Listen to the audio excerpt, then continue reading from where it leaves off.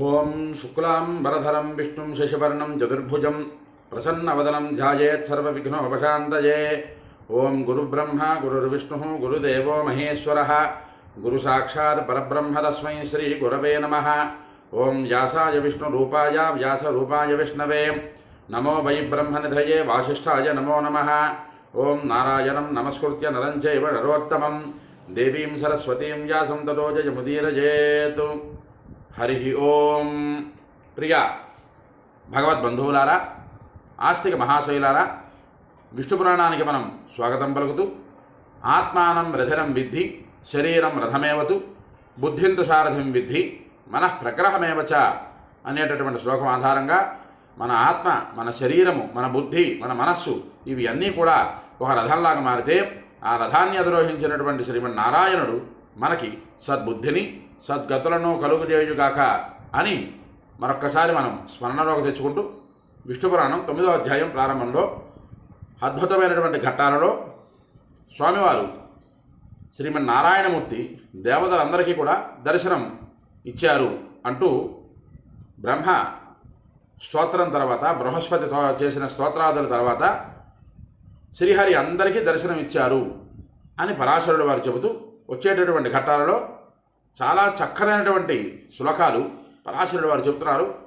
అందరూ కూడా ఆ శ్లోకాలని అవతరించండి, తరించండి.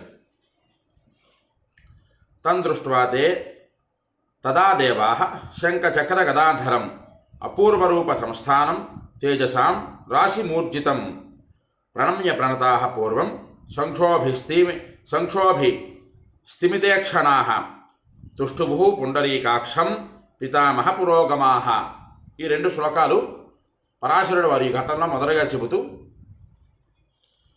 దేవతలందరికీ కూడా ఆ విష్ణువు శంఖచక్ర గదాధారి అయి పూర్వంలో వారెవరూ చూడనట్టి రూపకృతి ధరించిన వారిని, దివ్య తేజపుంజ నిలయమైన వారిని చూచి ఆ పితామహాది దేవతలందరూ కూడా విచకిత నేత్రాలు గలవారై వంగి నమస్కరించి తామర పూల వంటి నేత్రాలు గల ఆ భగవంతుణ్ణి ఇలా స్తుతించారు అన్నది ఆ రెండు శ్లోకాలలో ఉండేటటువంటి అర్థం.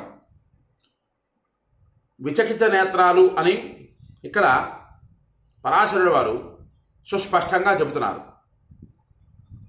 ఇక్కడ చెప్పేటటువంటి విషయం ఏంటంటే తుష్టువు పుండరీకాక్షం పితామహ పురోగమాః. పుండరీకుడైనటువంటి ఆ స్వామిని పితామహాది అంటే బ్రహ్మదేవుడు మొదలుకొని సమస్త దేవతాగణాలందరూ కూడా చూచినటువంటి వారై ఎలా చూచారు? విచకిత నేత్రాలు అనేటటువంటిది అసలు ఏమిటి ఆ పదం? ఆ పదంలో ఉండేటటువంటి అర్థం ఏమిటి? ఆ పదాన్ని ఇక్కడ పరాశరుడు వారు ప్రత్యక్షంగా ఇక్కడ ఎందుకు దాన్ని ఉటంకించారు? పరాశరుడు వారు దివ్యమైనటువంటి ప్రణమ్య ప్రణతాః పూర్వం సంక్షోభిస్థిమితేక్షణాః అనేటటువంటిది, అలాగే తేజసాం రాశిమూర్జితం అని ఏదో భగవంతుడైనటువంటి శ్రీ మహావిష్ణువు దేవతలందరికీ కూడా దర్శనం ఇచ్చారు అంటే శంఖచక్ర గదా పద్మాదులతో సర్వాలంకార శోభితుడైనటువంటి శ్రీ మహావిష్ణువు దేవతలందరికీ దర్శనం ఇచ్చారంటే ఆ దర్శనం చేయడానికి వారి నేత్రాలు కాస్త ఇబ్బంది పడ్డాయి అని ఇక్కడ పరాశరుడు వారు చెబుతున్నారు. దాన్నే విచకిత నేత్రాలు అనేటటువంటిది పరాశరుడు వారు చక్కగా చెప్పారు. అంటే దాని అర్థం ఏమిటి? ఆ దివ్యమైనటువంటి తేజస్సును చూడలేక దేవతలందరూ కూడా క్షోభ పొంది తర్వాత స్థిమితం పొంది ఆ తర్వాత విష్ణువు అయినటువంటి శ్రీమన్నారాయణమూర్తిని దర్శనం చేసుకొని అందరూ కూడా వినమ్రులై సాష్టాంగ దండ ప్రమాణాలు చేసి భగవంతుని స్తుతించారు అన్నది. మహావిష్ణువు అంతటి వారు ఆయనకి ఇంతవరకు కూడా దేవతలందరూ కూడా అనేకమైనటువంటి స్తోత్రాదులు సమర్పణ చేసి మాకు నీవు ప్రసన్నుడవు కమ్ము అన్నారు. ఆయన ప్రసన్నుడై ఆయన అందరికీ దర్శనం ఇచ్చేసరికి ఆ దర్శనాన్ని చూడలేనటువంటి వారందరూ దివ్య తేజపుంజముతో కలిగినటువంటి బ్రహ్మదేవుడంతటి వారు కూడా, శరీరం కలిగినటువంటి బ్రహ్మదేవుడంతటి వారు కూడా ఆ విష్ణుము తాలూక శక్తి స్వరూపాన్ని చూడలేక కాసేపు ఇబ్బంది పడ్డారు.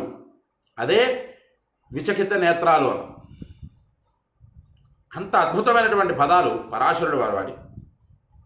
అంతటి మహత్తర బృహత్తరమైనటువంటి స్వామివారి దివ్య తేజపుంజం, ఆ దివ్యమైనటువంటి తేజస్సు కలిగినటువంటి ఆ శరీరము, ఆ విష్ణువు తాలూకు అవతారాన్ని, ఆ విష్ణుమూర్తి తాలూకు దర్శనాన్ని చూడడానికి దేవతలందరూ కూడా కొంతసేపటి వరకు క్షోభ పొంది ఇబ్బంది పడి తర్వాత అందరూ కూడా స్థిమితం తెచ్చుకోవడం అంటే స్వామివారి తాలూకా దివ్యమైనటువంటి తేజస్సు 1000 సూర్యుడు తాలూకా ప్రభని 1000 మంది సూర్యనారాయణమూర్తులు ఒక్కసారి ఉద్భవిస్తే ఎంతటి కాంతి అయితే వస్తుందో అంతటి కాంతి నుంచి స్వామివారు కనిపించారు అన్నది ఇక్కడ ఇంచుమించుగా మనకి తెలుస్తున్నది.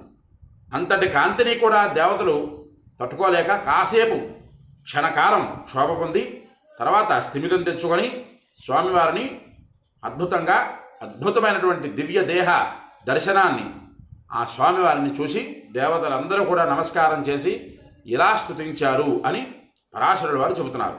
అయితే ఇక్కడ ఆ పరాశరుల వారు చెప్పేటటువంటి విధానంలో దేవతలందరూ కూడా స్వామి దర్శనానికి ముందు మాకు నీవు ప్రసన్నుడవు కమ్ము అని స్తోత్రం చేశారు. స్వామి దర్శనం తర్వాత ఏ రకమైనటువంటి స్తోత్రం ఇచ్చారో, స్తోత్రాలు దేవతలందరూ చేశారో ఇక్కడ పరాశరుల వారు చెప్తున్నారు. దాన్ని కూడా మనం తెలుసుకునే ప్రయత్నం చేద్దాం. నమో నమో విశేషస్త్వం త్వం బ్రహ్మ త్వం పినాకధృతు ఇంద్రస్త్వమగ్ని పవనో వరుణ సవితాయమ వసవో మరుతః సాధ్య విశ్వే దేవగణా భవాన్ యోయం తవాగతో దేవ సమీపం దేవతాగణా అన్నటువంటి 2 శ్లోకాలు ఇక్కడ పరాశరుడు వారు చెబుతూ సాక్షాత్కరించినటువంటి స్వామివారికి దేవతలందరూ కూడా నమస్కారం చేస్తూ నీవు శుద్ధ పరమాత్మవు, నీవే బ్రహ్మవు, పినాకిధారివి, నీవే ఇంద్రుడువు, నీవే అగ్నివి, వసుడవు, వరుణుడవు, నీవే సమస్తమైనటువంటి రూపాలలో ఉండేటటువంటి వాడవు. ఇక్కడికి వచ్చినటువంటి వారందరి రూపాలు కూడా నీ రూపాలే అని అందరూ దేవతలు స్వామివారిని స్తుతించారు. బ్రహ్మాది పిపీలకాది పర్యంతము కూడా సర్వము విష్ణుమయమే, సర్వం విష్ణుమయం జగత్ అని ఇక్కడ ఆ దేవతలందరూ కూడా స్వామివారిని స్తుతిస్తూ స్వత్వమేవ జగత్ స్రష్ట యత సర్వగతో భవాన్ త్వం యజ్ఞం స్వం వషట్కారం స్వోంకార ప్రజాపతి అన్నది. ఇక్కడ ఇంతవరకు కూడా సర్వజ్ఞుడువు, మమ్మల్ని రక్షించేటటువంటి శక్తిమంతుడువు, ఈ దైత్యులు, దానవులు, రాక్షసుల బారి నుంచి మమ్మల్ని కాపాడేటటువంటి రూపము నీవే అని స్తోత్రం చేసినటువంటి వారందరూ కూడా ఇక్కడికి వచ్చేసరికి ఏంటని స్తోత్రం చేస్తున్నారు? ఇక్కడ జగత్తుకి సృష్టించిన వాడువు, ఆ జగత్తుని వ్యాపింపజేసేవాడువు, ఆ జగత్తుని ప్రళయకాలమందు లయం చేసుకునే స్వరూపము అంతా నీవే. అలాగే ఓంకారము, వషత్కారము, యజ్ఞుడువు, యజ్ఞపురుషుడవు, సర్వ రూపాలలో ఉండేటటువంటి ఓ పరమేశ్వర, ఓ ప్రజాపతి, నీకు మేము నమస్కరిస్తున్నాము అన్నటువంటిది ఇక్కడ చెప్తున్నారు దేవతలందరూ కూడా. తర్వాత వేద్యంచ సర్వాత్మన్ త్వన్మయం అఖిలం జగత్ త్వన్మయం చాఖిలం జగతు త్వమాత్ర శరణం విష్ణో ప్రయత దైత్య నిర్జితాహ అన్నటువంటి మరో శ్లోకంలో ఓ సర్వాత్మస్వరూప, సర్వ ఆత్మలలో ఉండేటటువంటి స్వరూపమా, ఓ పరమేశ్వర, వేత్తవు, వేద్యము నీవే. ఈ సమస్త జగత్తు విష్ణుమయమే, సమస్త జగత్తు విష్ణుమయమే. అందువల్ల ఓ మహావిష్ణువా, దైత్యుల చేతిలో ఓడిపోయి దిక్కుతోచక నిన్ను శరణు పొందాము అని దేవతలందరూ కూడా ఆ ప్రభువైనటువంటి శ్రీమన్నారాయణమూర్తిని నమస్కరిస్తున్నారు. అన్యథా శరణం నాస్తి త్వమేవ శరణం మమ, నాకు మరొక శరణు జొచ్చడానికి మరొక మార్గము, మరొక రూపము లేదు. నీవే నాకు శరణు, నేను నిన్ను శరణ పొందుతున్నాను, నిన్నే శరణ పొందుతున్నాను, కావున నన్ను రక్షించే భారము నీదే అని దేవతలందరూ కూడా ఆ స్వామివారిని స్తుతిస్తున్నారు. వయం ప్రసీద సర్వాత్మం స్థేజ సాప్యాయ యస్వనః తవార్చార్తి తవ తావదార్తి స్తథా వాంఛ తావన్మోహ స్తథా సుఖం యావన్నాయాతి శరణం త్వాం అశేష అఘనాశనం త్వం ప్రసాదం ప్రసన్నాత్మన్ ప్రపన్నానాం కురుష్వశః తేజసాం నాథ సర్వేషాం స్వశక్త్యాప్యాయనం కురు.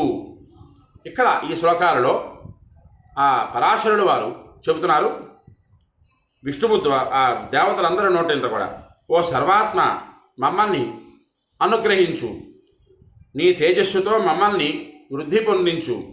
జీవులలో ఆర్తి కానీ, వాంఛ కానీ, మోహం కానీ, సుఖం కానీ సమస్త పాపాలను నాశనం చేసే నిన్ను శరణు పొందు వరకే ఉంటాయి. ఇక్కడ మనం జాగ్రత్తగా తెలుసుకోవాల్సినటువంటి విషయం ఏంటయ్యా అంటే, తావదార్తి స్తదా వాంఛ, ఆర్తి, వాంఛ, మోహనం, సుఖం ఇవన్నీ కూడా ఈ శరీర భోగాలే తప్పిస్తే ఆత్మభోగము కాదు అని ఇక్కడ పరాశరుల వారు చెబుతూ, ఏనాడైతే వీటినన్నింటినీ కూడా మనం త్యజించి విష్ణు పాదాలని పట్టుకుంటామో అప్పుడు అంత్యమందు మోక్షము సంప్రాప్తమవుతుంది అనే మాట ఇంచుమించుగా ఇక్కడ మనకి తెలుస్తున్నది కదా. వాంఛ కానీ, మోహము కానీ, సుఖం కానీ సమస్త పాపాలను నాశనం చేసే నిన్ను శరణ పొందుతున్నాము. నిన్ను శరణ పొందే వరకు వీటన్నింటిలో కూడా మేము దేవతలందరూ కూడా ఆయా వాంఛలలో కొట్టుమిట్టాడేటటువంటి వారందరూ కూడా నిన్ను శరణ పొందినంత వరకు వాటిల్లో కొట్టుమిట్టాడుతున్నాము. వాటినన్నింటినీ కూడా వదిలిపెట్టి నిన్ను మేము శరణ పొందుతున్నాము అని ఇక్కడ పరాశరుడు వారు చెబుతూ, ప్రసన్నాత్మ ప్రసన్నులమైన మాపై నీవు అనుగ్రహం చూపించు. ఓ తేజోనిధి, నీ స్వీయ శక్తితో మా తేజస్సులను వృద్ధి పొందించు అని దేవతలందరూ కూడా స్వామివారిని స్తుతిస్తున్నారు. ఇక్కడ పరాశరుడు వారు చెప్పినటువంటి ఈ శ్లోకాలలో మనం తెలుసుకోవలసినటువంటి విషయం ఏమిటయ్యా, మన జీవితానికి అన్వయం చేసుకోవలసినటువంటి విషయం ఏమిటయ్యా అంటే, ఎంత వాంఛలున్నా, ఎన్ని సుఖాలున్నా, ఎన్ని పుణ్యపాపాలు చేసినా ఇవన్నీ కూడా ఈ శరీరం ఉన్నంత వరకే. ఈ శరీరం విడిచిపెట్టిన తర్వాత పాపఫలం పాపానికి, పుణ్యఫలం పుణ్యానికి వదులుతూ ఏదైతే జీవాత్మ ఉన్నదో ఆ జీవాత్మ ఆయా పాపఫలాలు పుణ్యఫలాలను అనుభవించిన తర్వాత మరలా ఈ జగత్తులోకి వచ్చి అనేకమైనటువంటి కష్టానష్టాలు అనుభవిస్తూ ఉంటాయి. అలా కాకుండా ఓ పరమేశ్వర, ఓ దామోదర, ఓ శ్రీమన్నారాయణమూర్తి, నన్ను సర్వకాల సర్వావస్థల యందు రక్షించి అంత్యమందు నీ కైవల్య ప్రాప్తిని ప్రసాదించు అని ఆ స్వామివారిని ప్రార్థించడమే మానవుడి తాలూకా ప్రధాన లక్ష్యం. మానవ జన్మ ఎత్తినందుకు మనం తెలుసుకోవలసినటువంటి విషయం, విష్ణు పదప్రాప్తిని పొందడమే మన జీవితానికి కైవల్యము, ముక్తి, మోక్షము పొందాలి అనేటటువంటిది ఇక్కడ మనం తెలుసుకోవలసినటువంటి ఈ విషయంలో, ఈ శ్లోకాలలో. ఓ స్వామి, దైత్యుల చేత, దానవుల చేత, రాక్షసుల చేత మేము సమస్త శక్తులని ఓడినాము. మాకుండేటటువంటి తేజస్సు అంతా కూడా క్షీణించింది. నీవు నీ స్వీయ శక్తితో మాలో ఉండేటటువంటి తేజస్సుని వృద్ధి పొందించు అని దేవతలందరూ కూడా స్వామివారిని ప్రాధేయపడుతున్నారు. ఇక్కడ మనం చెప్పుకోదగ్గ విశేషణం ఏమిటయ్యా అంటే, ప్రతి ఒక్క జీవిలో కూడా విష్ణువు తాలూక శక్తి ఉంటుంది. అదే మనకి మంత్రపుష్పంలో చెబుతారు. ఆ మంత్రపుష్పం ఏమిటి, ఆ మంత్రాలు ఏమిటి, ఆ మంత్రాలలో ఉండేటటువంటి అర్థం ఏమిటి, కాస్త తెలుసుకునేటటువంటి ప్రయత్నం వచ్చేటటువంటి ఘట్టాలలో చేద్దాం. ఏవం సంస్తూయమానాస్తు ప్రణతై అమరైర్హరి ప్రసన్న దృష్టి భగవాన్ ఇదమాహ స విశ్వకృతు. ఈ ప్రకారంగా దేవతలందరూ కూడా వినమ్రుడై స్తోత్రము చేసిన తరువాత విశ్వకర్త అయినటువంటి ఆ జగత్ సృష్టికర్త అయినటువంటి భగవంతుడు అనుగ్రహ దృష్టితో ఇలా అన్నారు అనేటటువంటి ఘట్టనే రాపుకుందాం. స్వామివారు దర్శనమిచ్చి దేవతలందరూ స్వామివారిని వినమ్రులై సాష్టాంగ నమస్కారాలు చేసి మమ్మల్ని సర్వకాల సర్వావస్థల యందు రక్షించేటటువంటి ఓ పరమేశ్వర శ్రీమన్నారాయణమూర్తి అని ప్రార్థన చేయగా దేవతలందరికీ కూడా ఒక అనుగ్రహ ప్రసాదం చేస్తూ వచ్చేటటువంటి ఘట్టంలో మీరు ఏ రకమైనటువంటి కార్యాన్ని నిర్వహించాలో నేను చెబుతాను అనేటటువంటి విధంగా ఆ విష్ణుమూర్తి ఆ విష్ణుముల వారు చెప్పారు. ఆ పరమేశ్వరుడైనటువంటి శ్రీ నారాయణమూర్తి చెప్పబోతున్నారు. ఏమిటా ఘట్టం అనేటటువంటిది వచ్చేటటువంటి వీడియోల్లో మనం తెలుసుకునే ప్రయత్నం చేద్దాం. అలాగే విష్ణువు మన శరీరంలో అంతర్యామిగా ఎలా ఉన్నారు అన్నది కూడా మంత్రపుష్పంలో చెప్పారు. ఆ మంత్రపుష్పంలో ఉండేటటువంటి మంత్రము, ఆ మంత్రార్థాలు ఇంచుమించుగా తెలుసుకునే ప్రయత్నం వచ్చే ఘట్టాలలో మనం తెలుసుకుందాం. అలాగే ఈ విష్ణు పురాణాన్ని ఎవరైతే చదువుతారో తత్వార్థ ప్రతిపాదనం ప్రవదతాం, వారికి తత్వం బోధపడుతుందని, ఎవరైతే భక్తి శ్రద్ధలతో ఈ పురాణాన్ని వింటారో వారికి సర్వార్థదం శృణ్వతాం, సమస్త కామ్యములు సకాలంలో నెరవేరి తీరుతాయి అని పరాశరుడు వారు మొట్టమొదటి అధ్యాయంలోనే చెప్పారు. కనుక అందరూ కూడా ఈ వీడియో నచ్చితే లైక్ చేయండి, షేర్ చేయండి. ముఖ్యంగా మీ అమూల్యమైన మాటల్ని కామెంట్ రూపంలో పంపించండి. విష్ణు పురాణాన్ని మీరు విని తరించండి, 10 మంది చేత వినింపజేసి తరింపజేయండి. హరి ఓం స్వస్తి.